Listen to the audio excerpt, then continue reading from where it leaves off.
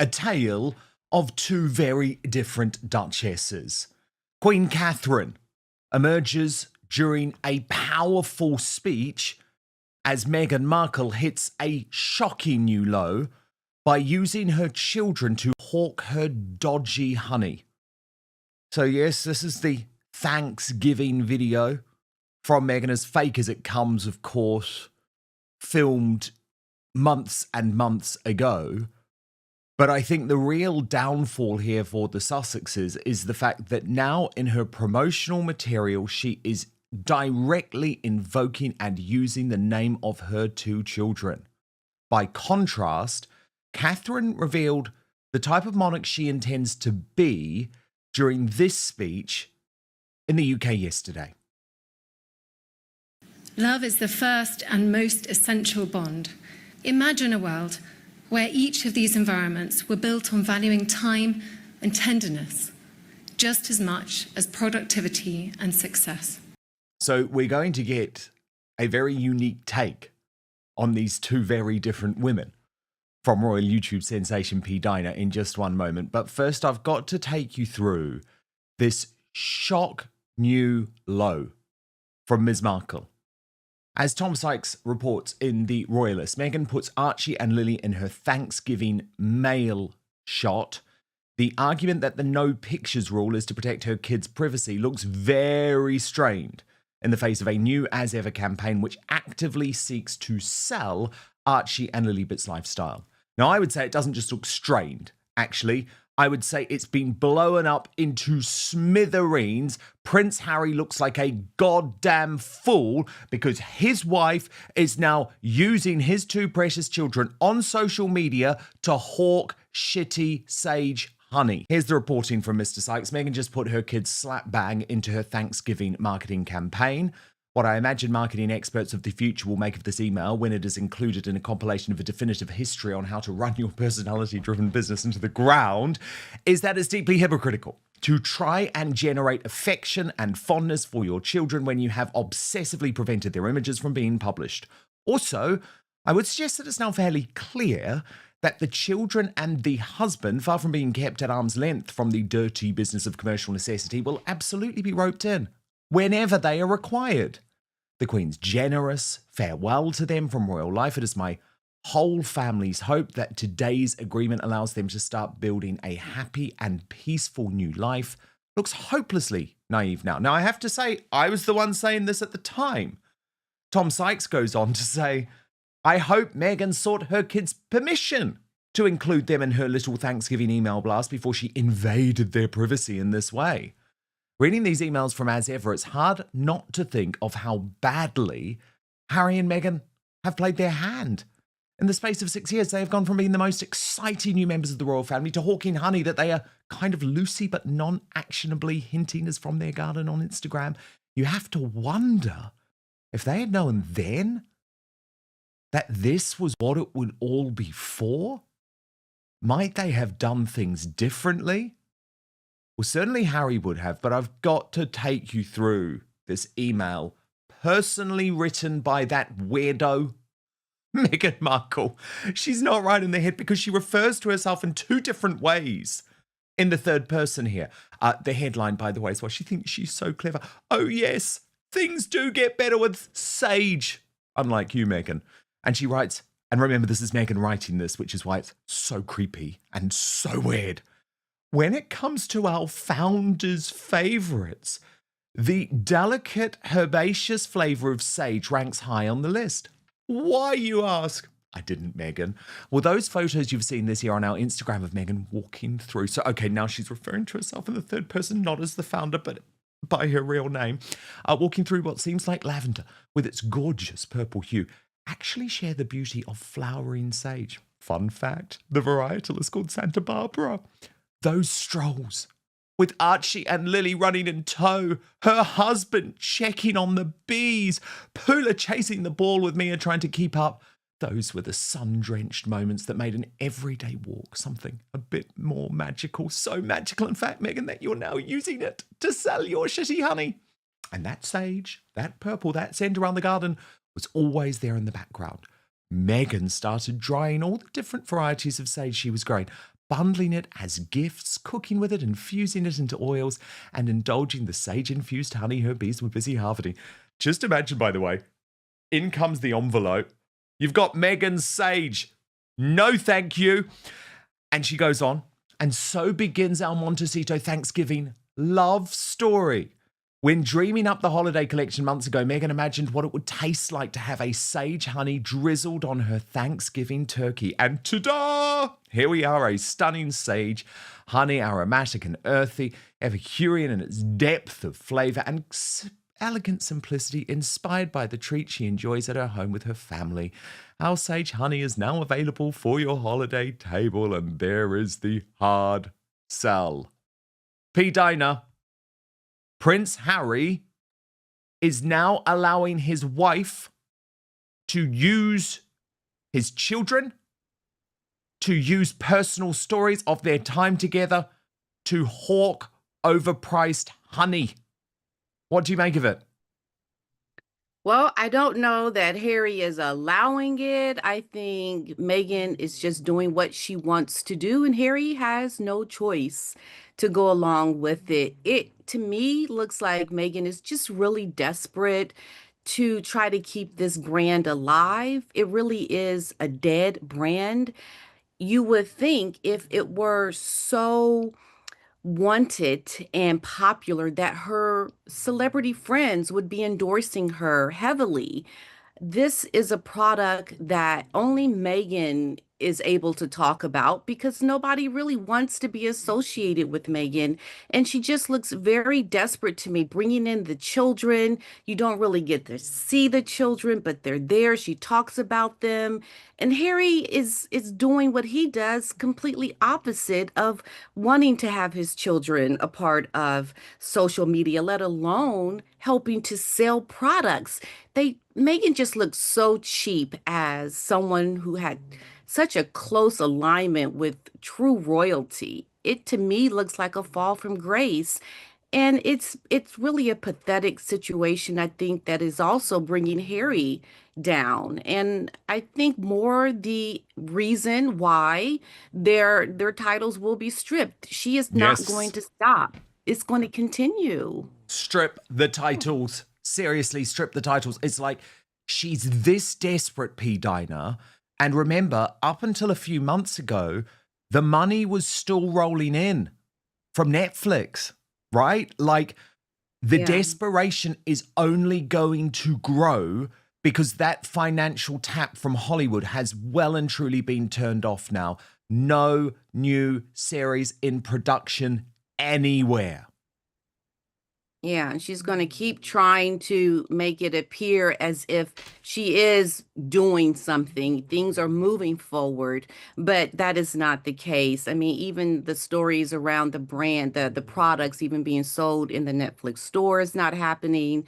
Meghan is very desperate right now. And I don't know how she'll be able to make herself appear legitimate because I think to a lot of people, even with all the controversy around her and the photos at the Kardashians, Meghan just seems to have so many mishaps and problems that are negative and not encouraging. It just doesn't look well for her. And her single alignment with this product really validates how alone and isolated she is with her brand. I mean, she doesn't have the support of really high profile people to really legitimize her products. No, because the brand is a disaster. And everyone knows the brand is a disaster. It's embarrassing. I mean, if you're a big celebrity and you're posting was never on your Instagram, it's really, really bad. Like the fact that Oprah went there. Oh my God. And then, just nuts. But then she's going down too, just to say. I think a lot of people are not aligning with Oprah as much. No, well, it was the beginning of the end, wasn't it? The interview. Right. Because it's like, not only did you lie, not only did you allow someone else to lie, you let that lie about the British royal family go around the globe. I'll never forgive her for it, honestly. And I would just say, Oprah had enough big interviews in her career not to have to end her reputation in that way. But, she was Markled well and truly, wasn't she? But look, I want to talk about the contrast, P. Diner, because, you say Meghan is so cheap, and she used to have this connection to true royalty, and there was true royalty yesterday. And this was a major moment for Catherine, the Princess of Wales. She was actually at this event alongside Gareth Southgate, who is the former England football coach in the United Kingdom. But what people are saying, P. Dinah, is that this speech, this address, which made it onto the front page of the Daily Telegraph, was, as Tom Sykes describes it, a tantalizing glimpse of Queen Catherine.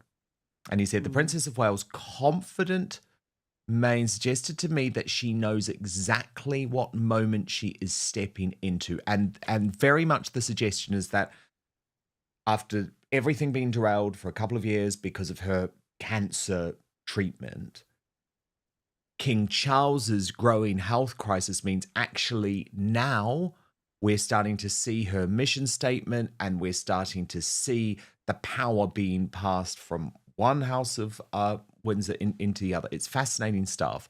Before I get into a bit of the analysis, though, let's just watch how Catherine started her speech. Good morning, everybody, and thank you very much for being here today. I hope you'll find it interesting and insightful. I'm certainly looking forward to it. And we've got some fantastic speakers, so thank you to all of you for your time, support and commitment. I'd also like to take this opportunity to say thank you to Christian, who's led the centre and built many of the relationships here today. Thank you, Christian, for holding the fort, particularly over the last couple of years. So my passion and the work of the Centre for Early Childhood stems from one essential truth: that the love we feel in our earliest years fundamentally shapes who we become and how we thrive as adults. Love is the first and most essential bond, but it's also the invisible thread woven with time, attention and tenderness through consistent nurturing relationships, which creates the grounded and meaningful environments around a child.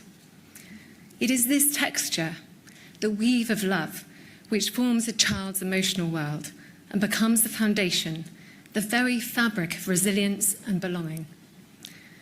The home should be the space where love, safety and rhythm enable a child to thrive. A loving home ultimately teaches us how to love and how to care. But every environment has the potential to shape our hearts. So, P. Dinah, we're seeing there, I think, what a Queen Catherine is going to be all about. Catherine is selling love, the concept of love at home. Meghan is selling her children in order to make money. I just thought the contrast yesterday was so great. Yeah, and how she really puts the focus on what a lot of people relate to. And I think that is the message that that resonates with Catherine. The things that she says really touches the homes and hearts of the people. With Meghan, you look at what she is doing and you can only feel sorry for how she's treating her children, how she's using them as pawns. And it just shows the contrast between what is important for the people and what the work of the monarchy is about, this things that Catherine is saying, and how with Meghan, you just look at the complete opposite. And even Harry is not aligned with what his wife is doing. And it just, to me, feels like, once again, Meghan is about herself. It's not really about her children. It's about gaining this empire off of the backs of her children, while Catherine focuses on the love of the home and the children. And it brings value to a lot of people, what Catherine says. Meghan doesn't bring value. She brings disdain and disgust, really. Because you just look at someone who has fallen so far and you look at what she's doing, selling products. It just feels wrong to me. And you just have to look at Meghan and think how she is not really looking out for the welfare of her children. She really isn't. I don't know how this is going to end in terms of these children, but I can say with certainty that it doesn't seem to be coming off with a good start for someone who is in the public eye so heavily, that you are using your children this way. It just doesn't get any better when you see how she is using her children. It, to me, Indeed. it's quite sad. And Catherine is not just looking out for her own children at home. She wants all children, especially in the Exactly. United Kingdom, to have love. But look, Tom Sykes of The Royalists, he's actually here on the show tomorrow, by the way, so we'll get him to go into this more. But he has, I think, summed up the significance of this moment for Catherine. And he writes, as amazing as it was to hear a member of the royal family essentially declare that love is all you need today, what was perhaps even more remarkable about his speech and solo appearance by Catherine, the Princess of Wales, was the obvious signpost it laid down for how she and William intend to reign as king and queen. It might even suggest to some that the moment is coming faster than King Charles's office cares to admit. Delivered at the Future Workforce Summit in London, this was Catherine's most significant solo speech and cemented for me the feeling that a substantial transfer of power is underway inside the House of Windsor. And he obviously goes into some of the key lines of the speech and says, these are not the usual sentiments of a royal keynote at a corporate summit in the Salesforce Tower. And that is precisely the point. As unexpected as these words were coming from a senior royal, what I thought was truly striking about the princess's speech was the unmistakable shift in tone and pace it signals as coming to the royal family. Anyone with two eyes can see that the sands of the monarchy are shifting. King Charles is fighting cancer, and much as the palace doesn't like me to talk about it, is visibly older, more frail, and stepping back for longer periods. The tempo of royal work is changing, and the centre of power is has moved to the Waleses. And before I get P. Dinah to come in on that, I just want to show you a bit more of Catherine yesterday. Every one of you interacts with your own environment, a home, a family, a business, a workforce, a community. These are the ecosystems that you yourselves help to weave. Imagine a world where each of these environments were built on valuing time and tenderness just as much as productivity and success. As business leaders, you'll face the daily challenge of finding the balance between profitability and having a positive impact. But the two are not and should not be incompatible. At the Centre for Early Childhood, we believe that we must do all we can to create the conditions for love to flourish. That is how we invest in our future. Every child deserves respect and safety, and everyone who cares deserves recognition and appreciation. Every act of care creates community because we're all essentially weavers of that same fabric. I believe in restoring the dignity to the quiet, often invisible work of caring, of loving well, as we look to build a happier, healthier society. You are here because you care, so thank you. P. Dinah, without any doubt, that does mark a significant change from Catherine. I mean, of course, after everything she has gone through over the past 2 years, she was going to emerge with much more focus. And we're seeing that focus now. She knows what she wants to bring to the world. She knows that life can be short, and this moment is now. And she knows that she has a role to play, even though very much she hasn't changed her fundamental belief, which is that her number one role in life is to be there to support her husband as king. Right. But I think she knows that what she can bring to this partnership is the spreading of this message of love. And I mean, I have to say, I think this is very powerful. And I think Catherine did need a bit of time, but my God, she's delivering. Yes, and she seems so confident. I mean, she really has improved a lot in her public Mm, speaking. She seems really sure of herself. And yeah, just over, I think you're going to see more and more of this transition, with William and Catherine. And, they're going to set a different tone and pace, and it's going to feel a lot different. And things are going to, I think, start happening a lot sooner before William is even on the throne. He is going to start doing more and more things on the with the public. And I think that's welcomed by a lot of people because they're so popular and they do such great work. And you have to look at William and Catherine as people who are they're younger. They I think resonate with younger people more. The foundation of this couple is really strong, and that is what we are seeing. That's what you feel when you see and hear Catherine speak. I really am encouraged by the work that she is doing and the balance that she has set with her own health struggles and the work that she is doing. You know, she's ready now. Things are starting to pick up. And, you know, there's no room for complaining about anything. I mean, you try to find anything wrong with William or Catherine, and you're just really stretching because they really are doing the work. Even, just when they had to put up with things from people saying things about Catherine, they just held strong and they came out of it great. And I really feel confident about seeing them more.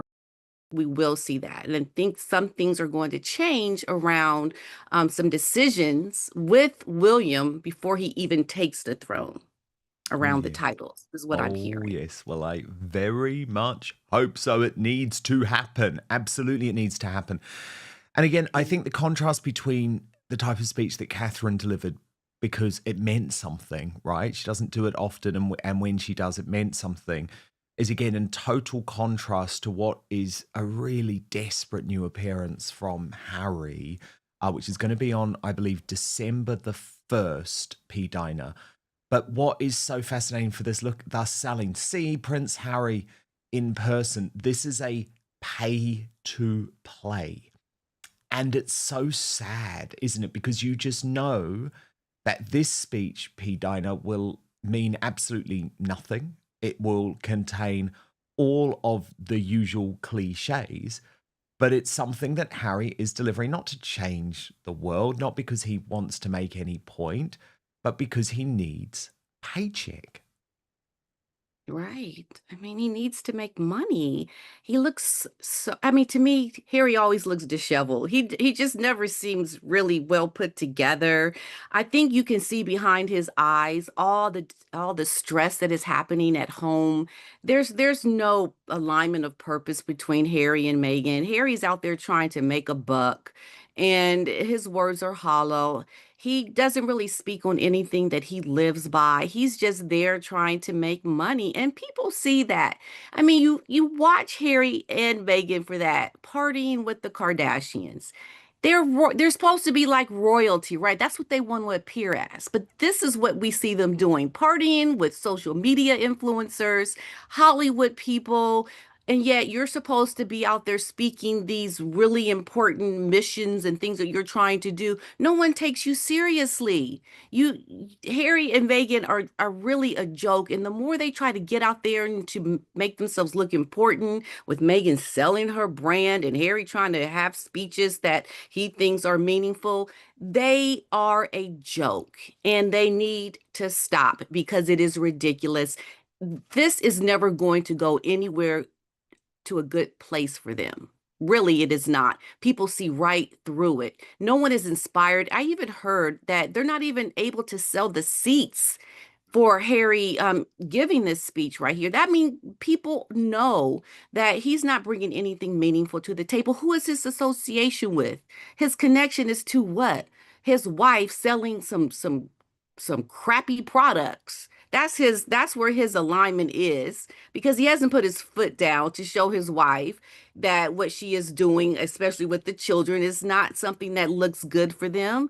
There's no real purpose for Harry right now. He's still trying to find it, right? And I just think it speaks to the fact that no one's buying these seats. And, he just needs to get out of this situation because he's going to keep getting more and more desperate to make money. And who knows what he'll end up doing to try to pay his bills or whatever. He just, I think, knows he needs to go back to real royalty. That's where he needs to be. That's where he feels most comfortable. And he's trying to get it back, but it's just falling flat for him because of Meghan, I think. It's a big part of it. I know it really is. It really is. But again, no sympathy from me. whatsoever. And it has actually been revealed that Prince Harry and Meghan Markle have a new grift, right? This is how they are making lots of money and getting nice things from their friends, who are increasingly becoming furious. So what we're going to do is move over to Substack and reveal all with Meghan Markle has shared new insights into her marriage and family life during an in-depth interview released alongside the trailer for her latest programme on a major streaming platform. The Duchess of Sussex, who is 44 years old, reflected on her relationship with Prince Harry, their children, and the daily routine she has embraced while working from home. In the interview for Harper's Bazaar, Meghan explained that she had been drawn to her husband because of what she described as his sense of childlike wonder and natural playfulness. She said that this quality had been evident from the beginning of their relationship and had continued to influence many aspects of their life together. According to Meghan, she considered Harry's affection and support to be wholehearted, and she believed he consistently ensured her well-being. The couple, who have been together for 9 years, stepped away from their positions as working members of the royal family and relocated to the state of California in the year 2020. They are parents to 2 young children, Prince Archie, who is 6 years old, and Princess Lilibet, who is 4. As the trailer for the festive edition of her streaming platform series With Love, Meghan debuted, the Duchess spoke about the realities of being a mother while managing creative and business responsibilities. She said that she appreciated the opportunity to work from home, describing it as a luxury that allowed her to remain close to her children. Meghan explained that her home workspace is located near the kitchen, which often results in her daughter visiting her during meetings, whether those discussions involve financial matters for her brand or creative development. Reflecting on her public life, Meghan noted that she had become more deliberate about establishing personal boundaries.